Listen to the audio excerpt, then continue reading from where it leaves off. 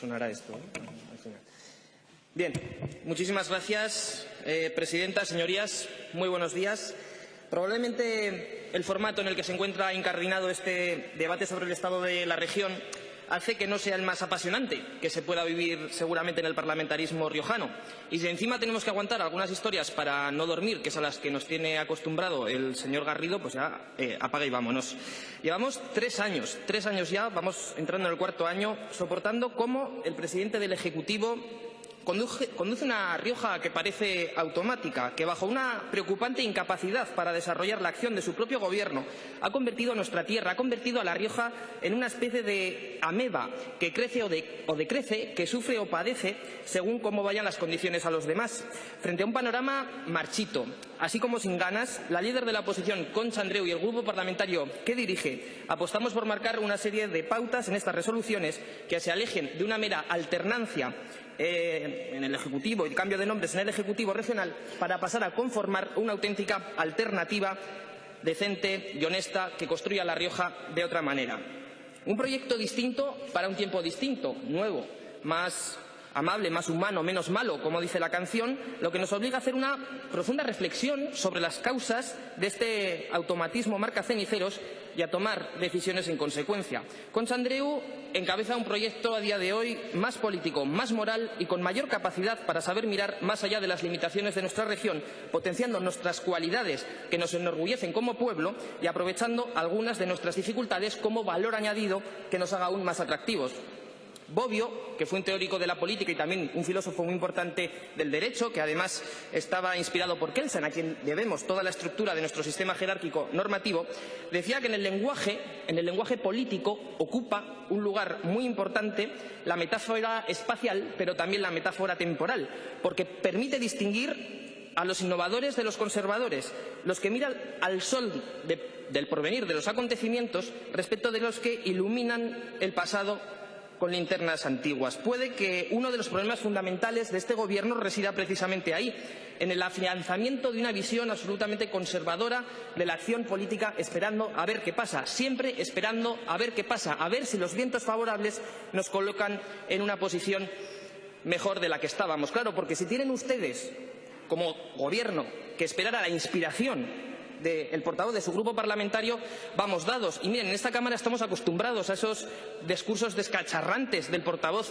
del Grupo Parlamentario Popular, al que parece que hoy se ha unido el presidente del Gobierno, el señor Ceniceros. Mire, señor Ceniceros, usted que hoy se ha dedicado a hablar de lo que hacen los demás partidos, de la democracia interna y de lo que hacemos los demás, mire, lo único que se ha conservado como desde el primer día, desde el inicio hasta el final de su mandato, va a ser el juego de las sillas, ese juego de las sillas por el cual el líder del Ejecutivo, senador autonómico, presidencia del Parlamento, presidencia del Parlamento, presidente del Ejecutivo, en un pacto que se hizo entre despachos, es verdad que fue refrendado por esta Cámara, obviamente, pero que se hizo en los despachos y nos lo trajeron aquí y lo pusieron encima de la mesa y así funcionamos. Eso sí que no cambia. Y luego, señor Ceniceros, habla usted de transparencia. Claro, hay tanta transparencia que su gestión casi no se ve, casi no se nota, señor Ceniceros. Además, en vez de coger y preocuparse usted por afianzar su labor de gobierno, viene aquí a hablar incluso de otros chalés, como el chalé de Pablo Iglesias. ¿De verdad, señor Ceniceros, cree usted que es el más habilitado aquí para hablar de chalé? Que si precisamente es usted líder del Ejecutivo hoy es por el chalé ilegal que tuvo el anterior. Desde luego que no nos parece nada normal. Y luego habla usted de Pedro Sánchez y con quién se reúne. Si se va a reunir con usted, señor Ceniceros, se va a reunir con usted en un acto de lealtad institucional, que es lo que hay que hacer, señor Ceniceros. Y claro que se reúne con los grupos políticos. Claro, con los representantes de la soberanía del pueblo español, reunidos en Cortes Generales, Congreso y Senado. Y también con usted, y no como Rajoy, que ni tan siquiera fue capaz de recibirle a usted. Además, usted tampoco tiene que hablar si de éxitos electorales o no éxitos electorales. Si usted no encabezó ninguna lista autonómica, señor Ceniceros, y como dice un refrán taurino, sería usted que no hay quinto malo. Y aquí lo tenemos. Usted no se presentó como cabeza de lista en ninguna elección autonómica, señor Ceniceros. Y si no, mire hoy, que tiene que compartir usted portada con un alcalde suyo de su partido que ni tan siquiera le quiere, señor Ceniceros, como para que se ponga a hablar de los demás partidos de la oposición. No es normal, señor Ceniceros, no es normal. Pero claro, para ser aquí expertos verdaderamente, claro que tenemos aquí un experto de tripartito, que habla mucho de tripartito de la oposición, el señor Garrido. Claro, él es experto en tripartitos, pero tripartitos de perdedores, el de Casado, Cospedal y Margallo para vencer. para vencer a Soraya, que fue la legítima ganadora en sus propias primarias. Y luego hablan de la lista más votada en una reforma electoral. Tienen ustedes de verdad la cara, bueno, la cara no, pero el discurso político de cemento armado, señor Garrido, de cemento armado. El discurso disruptivo, desde luego, esta mañana y ayer, lo hemos visto, respecto del de ayer, con lo que ha dicho Concha Andreu. Y ahora el grupo parlamentario que ella dirige y representa, tenemos por delante una veintena de propuestas de resolución, que no tanto por la cantidad, sino por la calidad, sí que puede hacer que tengamos a finales de 2019 una Rioja mejor que la que nos encontramos en 2015. Por eso proponemos poner en marcha el artículo 46 de nuestro Estatuto de Autonomía por primera vez en la historia. 23 años llevan ustedes sin proponerlo, sin impulsarlo. Está dentro de una ley orgánica, dentro de nuestro Estatuto de Autonomía. Ha llegado el momento de hacerlo.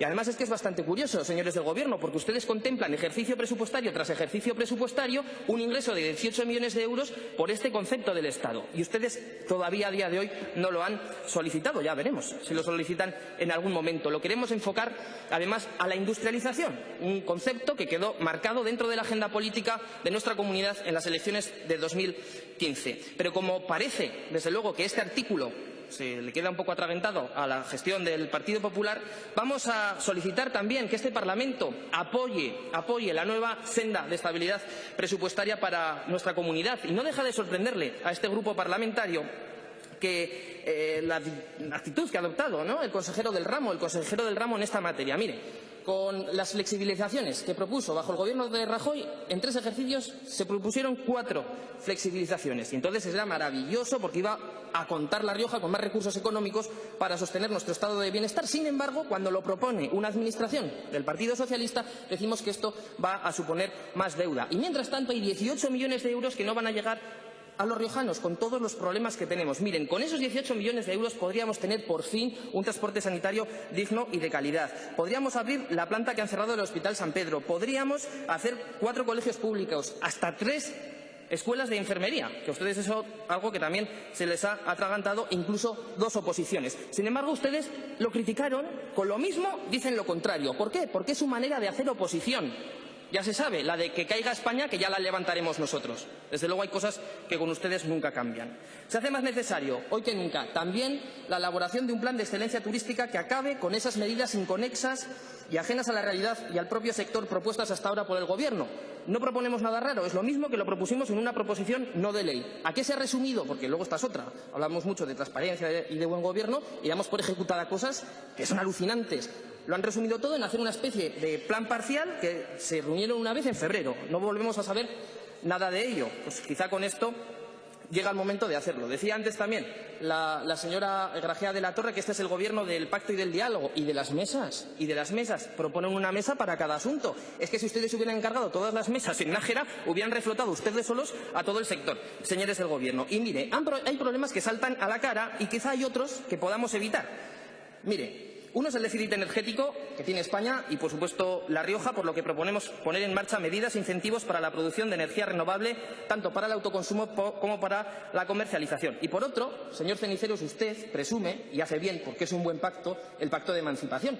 Pero en ese pacto de emancipación también se ha elaborado una comisión de seguimiento, que es como hay que hacer las cosas. Se lo digo también sinceramente, haciendo evaluación, indicadores de las políticas públicas. Y en una de estas hemos destacado, también ha salido a lo largo de hoy en este debate, el aumento en el precio del alquiler. Según los informes de Mitula Group, en tan solo un año el precio medio de un alquiler en nuestra comunidad ha pasado de costar 479 euros a 582, más de 100 euros por un mismo piso en un solo año. Esto, desde luego, no es una responsabilidad del Gobierno de Ceniceros, pero sí que tendremos que implementar algunas políticas a través de esa canalización del Pacto de Emancipación para que la gente vea que efectivamente sirve y que efectivamente está para resolver las cuestiones diarias. Y lo ha dicho antes muy bien la señora Sainz, la portavoz de Podemos. Mucho se presume aquí también de las rebajas fiscales, pero es que las rebajas fiscales son para todos, pero claro, siempre salen ganando los que más tienen y no los que menos. Pasa, por ejemplo, con los jóvenes que cobran menos de 18.000 euros, que se ahorran al año 20 euros, mientras que los del impuesto de patrimonio, las grandes rentas, los más ricos, al final se acaban ahorrando más de 2.000. Bueno, pues en todo eso se resume su política fiscal, que desde luego de progresiva nada de nada. En materia educativa tenemos 3 propuestas de resolución que resumen a la perfección cómo nosotros entendemos la pública. Hemos de garantizar la equidad y la inclusión educativa en La Rioja, complementando los esfuerzos que hacen sobre todo padres, madres, y los niños de nuestras escuelas rurales. Dar cumplimiento al Plan de Formación Profesional 2016-2019, aumentando el número de plazas y especialidades más demandadas, creando nuevas familias de profesionales y, por supuesto, conseguir que la ciencia al fin pivote en torno a la universidad.